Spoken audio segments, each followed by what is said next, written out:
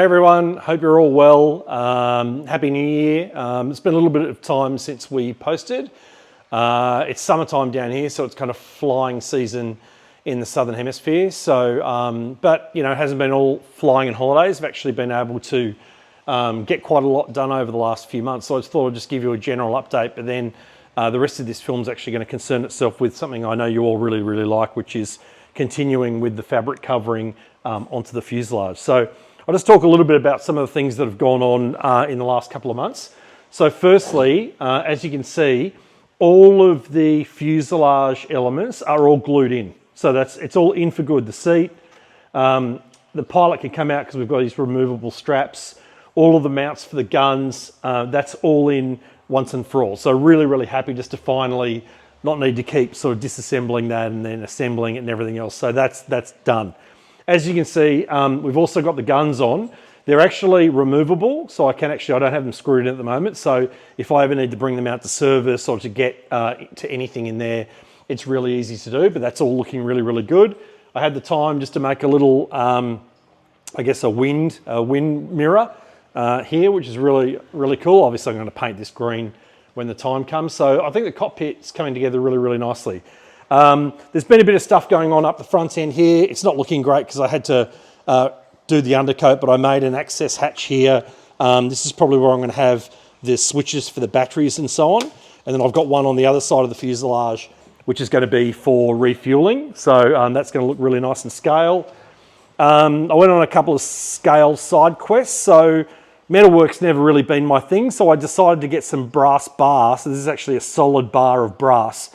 And I tried to replicate the fuel filler caps here. So yeah, I'm pretty happy with the way that's all come out. I just think being able to see real brass and real metal on the plane really, you know, elevates it. So yeah, pretty happy with all of that. But the big job over the last few weeks has been putting on the fabric on the underside of the fuselage here. So as you can see, there's stitching there. I'll try and, today's big job, because we finished all that yesterday, is to start putting the fabric on the side of the fuselage. So that's going to be a great milestone. But if you just bear with me for a second, what I'll try and do is just lift this up a little bit so you can see what's going on underneath. But as you can see, put a lot of effort into little eyelets in here. So there's actually little brass eyelets in here. And then obviously did all of the stitching. It doesn't look like much of the stitching, but that actually took 2 weekends worth of work. And then now I've glued it on with the Aleen's tacky glue here, and it's really ready to go with accepting the fabric later today. But that's going to be a massive milestone to actually get the fuselage fully covered in. Is going to be absolutely wonderful. And I think I've always really, really liked the way that this top fabric goes with the bottom fabric there. So that's going to look absolutely fantastic. So listen, keep following along this year. I think I might have said it at the beginning of last year. I promise you we're going to get this plane finished this year. And I think we've got a really, really exciting next project in mind, maybe even staying in the World War I type theme. So yeah, keep following along and hope everything's good where you are.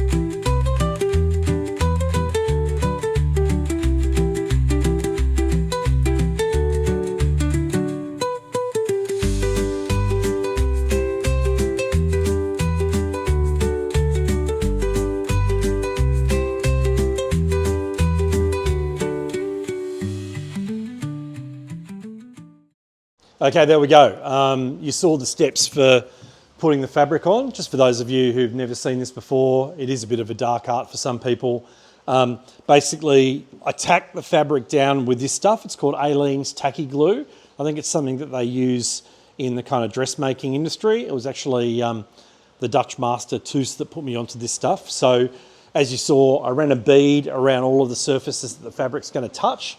I then smooth it out with a paintbrush with my finger. You leave it for about 10 minutes and it goes super, super sticky.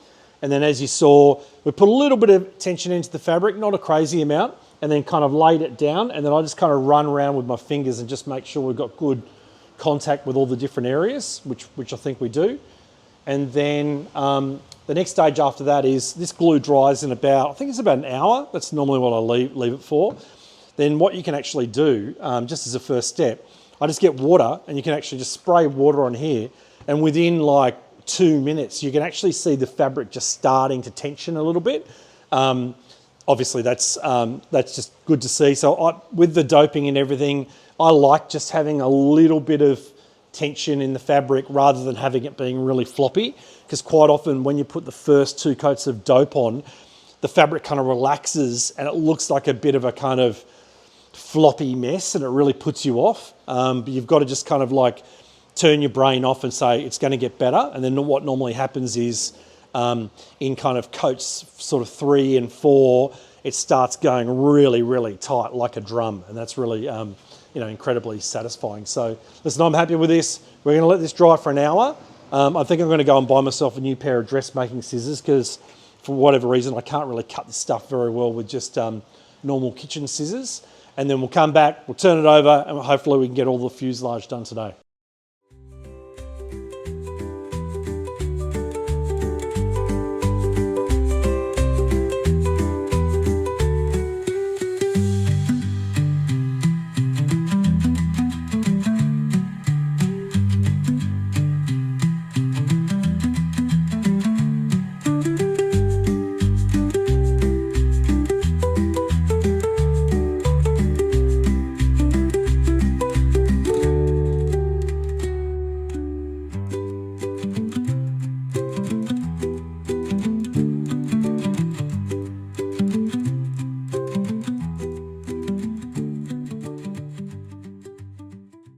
All right, here we go. As you can see, this is now stuck on.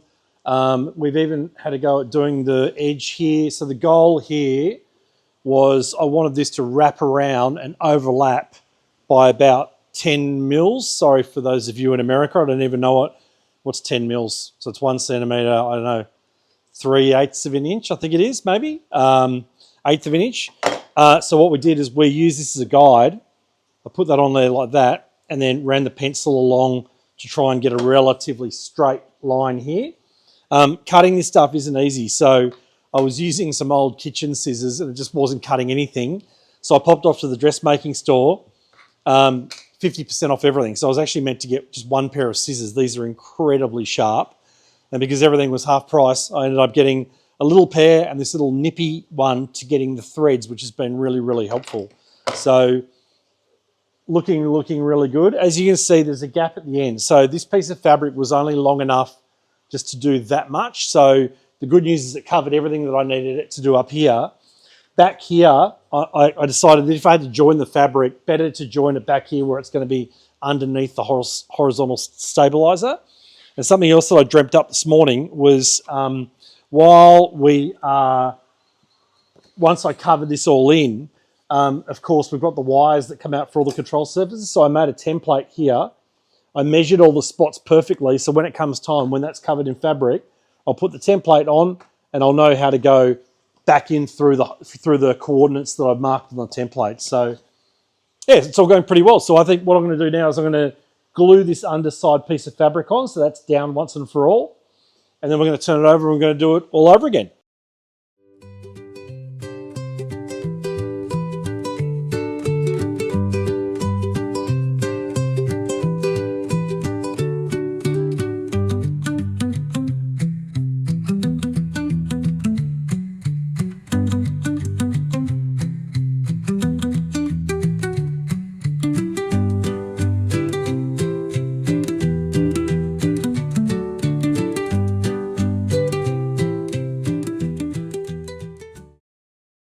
we go.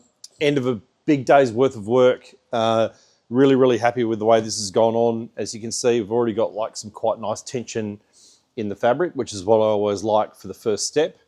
We folded it under here really nicely. And as you can see, it's nice to set it up with the tailplane to see how it all looks. Don't worry about up here.